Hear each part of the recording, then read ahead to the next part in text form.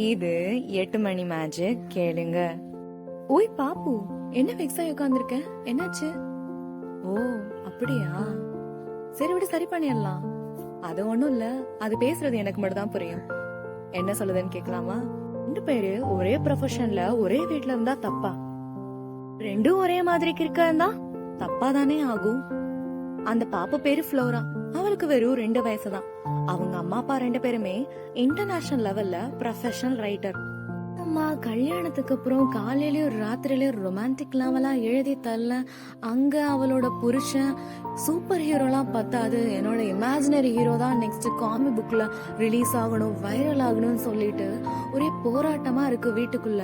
என்னதான் புருஷன் பொண்டாட்டியா இருந்தாலும் பப்ளிஷ் பண்ணணும்னு புக்குன்னு வந்துட்டா அப்படியே கண்ணுல தீயோட பாப்பாங்க 2 பேரும். இப்படிப்பட்ட போராட்டத்துல சில இன்பமான போராட்டமும் நடந்திருக்கு போல. அதனாலதான் நம்ம ஃப்ளோரா பிறந்திருக்கா. கொஞ்ச நாள்ல 2 பேரோட புக்குமே அப்ரூவ் ஆகாம ரிஜெக்ஷன் ஸ்டேட்டுக்கு வந்துருது. 2 பேருமே பைத்தியம் முடிச்ச மாதிரி கிறுக்கு மாதிரி தெரியுறாங்க ஒரே வீட்டுக்குள்ள. பிசினஸோட சேல்ஸ் எல்லாமே கொஞ்ச நாளே அப்படியே லோ ஆயிருது. 2 பேருக்குமே ஸ்ட்ரெஸ் உச்சிக்கு போயிருது. 2 பேருமே நீந்தான் நான் தான் சொல்லிட்டு சண்டை போட்டுட்டு பிரிஞ்சு போயிடுறாங்க. அட ஸ்ட்ரெஸ்னாலலாம் பிரிவாங்களாடா, உங்க லவ் எங்கடா போச்சு அப்படின்னு நம்ம ஃப்ளோரா பாக்குது. இப்போ எப்படியாவது ஒரு புக்காவது நம்ம சைட்ல இருந்து அப்ரூவ் ஆகி பப்ளிஷ் ஆயினும்னு சொல்லிட்டு இப்பயும் அந்த அம்மா டைப் ரைட்டிங் மிஷின்ல தட்டா புட்டான்னு தட்டிக்கிட்டு இருக்கு. பக்கத்து வீட்டுல பார்த்தா பயங்கர சுத்தம், என்னன்னு கூட எஞ்சி பார்க்க மாட்டேது.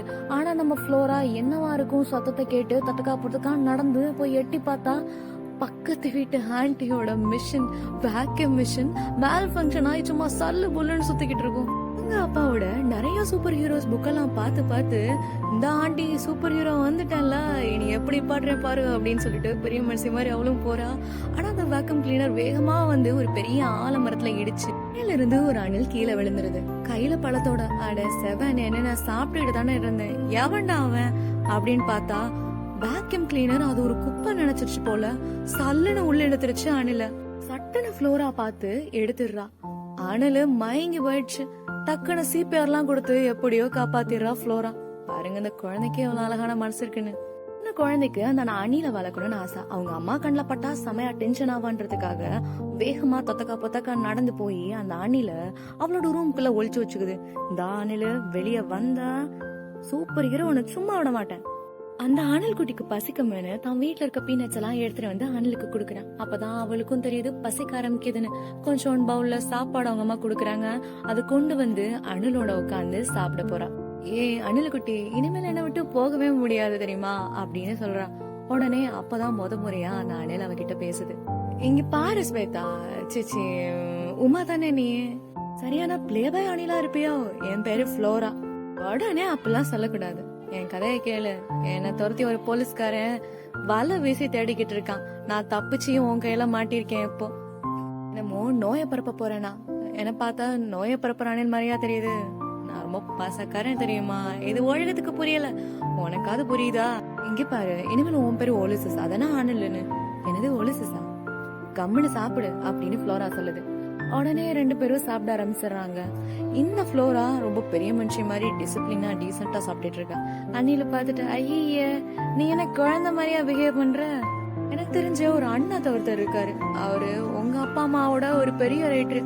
அவர் என்ன சொல்லிருக்கா தெரியுமா? கேளு இந்த 2 வரிய. அமிழ்தனினும் ஆற்ற இனிதேதம் மக்கள் சிறுக்கை அலாவிய கூழ். நான் சொல்றது உனக்கு புரியாது, அதனால நான் சொல்றத கேளு.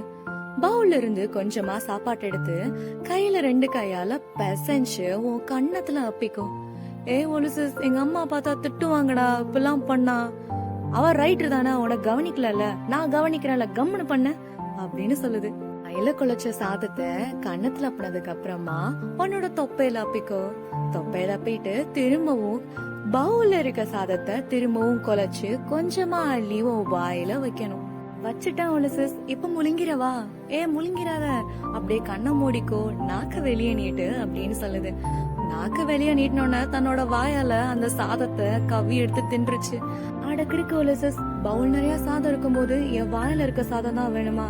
ஏன்டா எடுத்த? இரு எங்க அம்மா கிட்ட சொல்லி தரேன் பாரு அப்படின்னு சொல்றான். மாதிரி சின்ன குழந்தைங்க கொலைச்சு அதை பெசஞ்சு மேல் அப்பி திரும்பவும் எடுத்து சாப்பிடும் போது அந்த சாதம் அமிர்தத்துக்கு இணையா இருக்கும். அமிர்தத்தை சாப்பிடணும்னு எனக்கு ரொம்ப நாள் ஆசை தெரியுமா, அதனாலதான் உன்னை வச்சு நான் ட்ரை பண்ணேன். சரி சரி கோச்சுக்கிறாத. அது மட்டும் இல்ல ஃப்ளோரா, நீ சின்ன பொண்ணு இல்லையா, இந்த வயசுல முறையா தொடுதல் உணர்வை நீ உணர்வ. அப்படி உணரும் போது நீ கொலைச்சு சாப்பிடறனால பிரெயினுக்கு சிக்னல் போகும், இது ரொம்ப பாதுகாப்பா இருக்கு, இத நம்ம சாப்பிடலாம் அப்படின்னு. இத நீ பழக பழகதான் உன்னோட பிரெயின் எல்லாத்தையும் அக்செப்ட் பண்ணும். விளையாட்டுக்காக மட்டும் இல்ல, உன்னோட பிரெயினோட வளர்ச்சிக்கும் ரொம்பவே இம்பார்ட்டன்டா இருக்கும் இந்த வயசுல. நான் ஹெக்டிக்கான ஒர்க்ல இந்த பெத்தவங்க இதெல்லாம் மறந்தே போயிடுறாங்க. இப்படி வந்து மாட்டிக்கிட்ட அந்த ஒலிசஸ் அவங்க அப்பாவோட பாசத்தையும் அம்மாவோட பாசத்தையும் ஒன்னா சேர்ந்து தன்னோட ஃப்ளோராவுக்கு கொடுக்க ஆரம்பிச்சிருது. அவளும் ரொம்ப சந்தோஷமா ஆயிடுறா.